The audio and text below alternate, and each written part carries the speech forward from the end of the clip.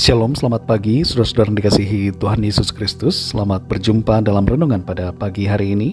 Doa dan harapan saya saudara semua ada dalam keadaan yang baik, sehat, penuh sukacita, dan berlimpah berkat Tuhan.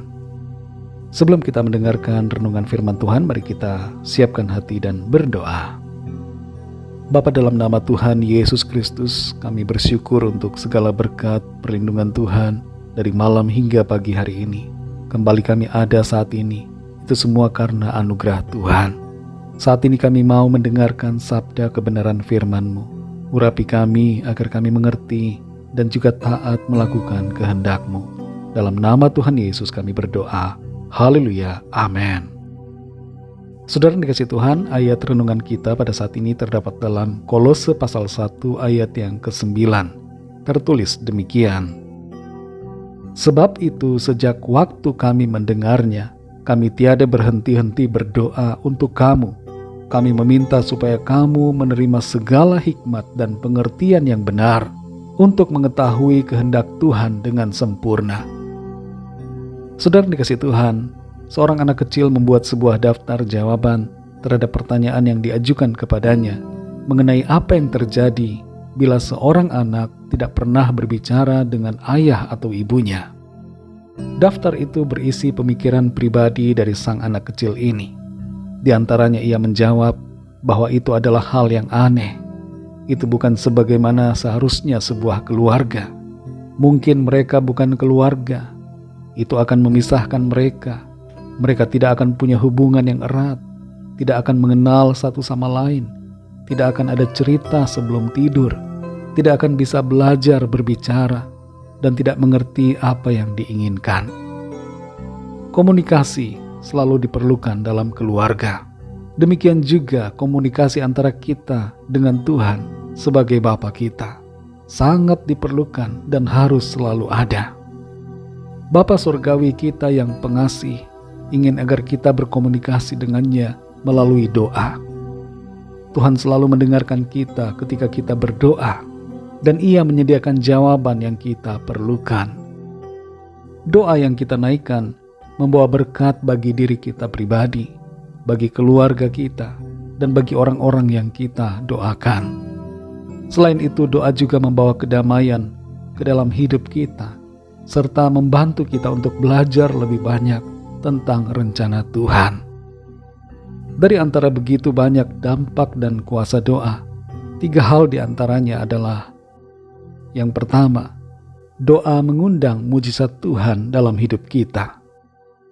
Dalam Kejadian 25 ayat yang pertama tertulis, berdoalah Ishak kepada Tuhan untuk istrinya, sebab istrinya mandul.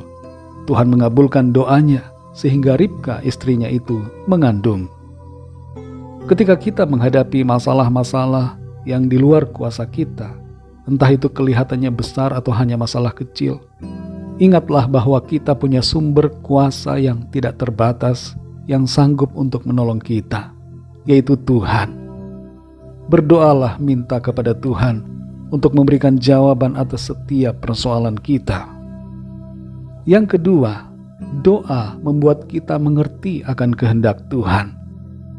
Dalam Kolose 1 ayat 9 ini dikatakan, sebab itu sejak waktu kami mendengarnya, kami tiada berhenti-henti berdoa untuk kamu. Kami meminta supaya kamu menerima segala hikmat dan pengertian yang benar untuk mengetahui kehendak Tuhan dengan sempurna. Ada banyak hal dalam kehidupan ini yang tidak kita dapat mengerti. Terkadang kita diperhadapkan pada pilihan-pilihan yang sulit.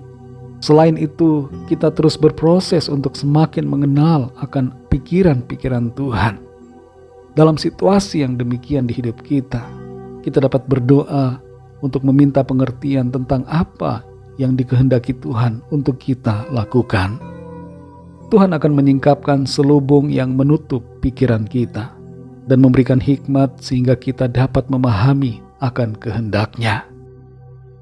Yang ketiga, doa mengikis segala keakuan kita. Dalam Yohanes 3 ayat yang ke-30 tertulis, ia harus makin besar, tetapi aku harus makin kecil. Doa bukanlah sekedar meminta pemenuhan akan keinginan atau kebutuhan kita, Tapi doa merupakan cara yang disediakan Tuhan untuk membentuk kita menjadi semakin sempurna sesuai dengan rencananya. Ketika kita berdoa tanpa kita sadari, itu sebenarnya membuat kita semakin mengikis segala ego dan keakuan serta kesombongan kita. Melalui doa, kita menjadi sadar untuk semakin mengandalkan Tuhan, semakin memuliakannya, semakin mengutamakan Dia, dan semakin kita merendahkan diri. Semakin kita menghilangkan segala reputasi pribadi kita di hadapannya dan hanya berfokus pada Tuhan, sehingga Tuhan semakin besar dan menjadi yang utama dalam hidup kita.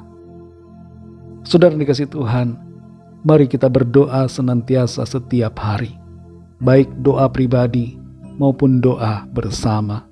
Ingatlah bahwa ada begitu banyak kuasa doa dalam hidup kita yang tidak akan kita alami bila kita tidak berdoa. Karena itu berdoalah, berdoalah, dan berdoalah senantiasa. Mari kita berdoa. Bapa Surgawi, Bapa dalam nama Tuhan Yesus Kristus, kami bersyukur untuk firman-Mu yang sudah mengajar kami dan memberikan kami pengertian betapa doa merupakan hal yang penting dalam kehidupan kami sebagai anak-anak-Mu. Ampuni kami yang seringkali melalaikan doa, tidak berkomunikasi dengan Engkau ya Tuhan, dan lebih mengandalkan diri kami sendiri. Kami sadari bahwa kami tidak mampu, kami butuh Tuhan dalam hidup kami. Ajar kami Tuhan untuk lebih mengerti akan kehendak-Mu, lebih lagi mengenal pikiran-pikiran-Mu. Tolong kami supaya kami menanggalkan segala keakuan kami, dan sungguh-sungguh menjadikan Engkau Tuhan sebagai yang terutama dan prioritas dalam kehidupan kami. Engkau yang semakin besar, Engkau yang semakin bertambah di hidup kami. Terima kasih Tuhan, kami bersyukur untuk firman-Mu. Teruslah bentuk kami ya Roh Kudus, sehingga kehidupan kami semakin sempurna seturut dengan kehendak-Mu. Pimpin kami Tuhan di sepanjang hari ini dalam segala aktivitas kami.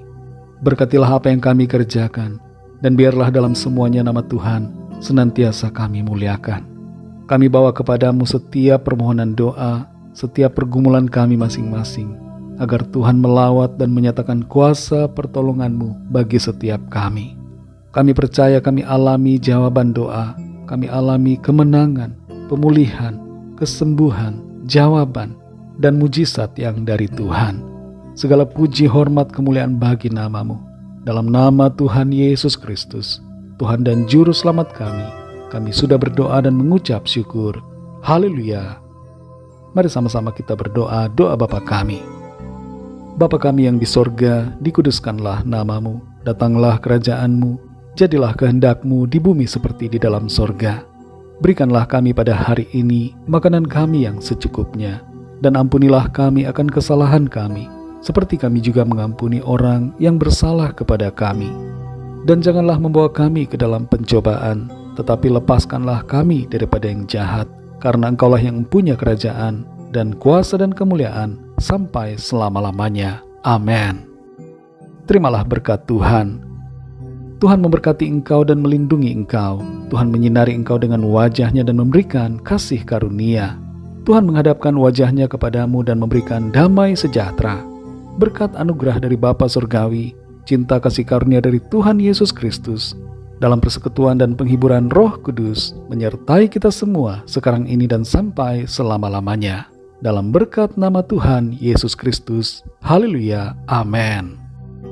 Puji Tuhan, saudara yang dikasih Tuhan, saya percaya firman Tuhan menjadi berkat dan kekuatan buat saudara semua, dan Roh Kudus akan menolong saudara untuk lebih lagi memahami kebenaran firman Tuhan.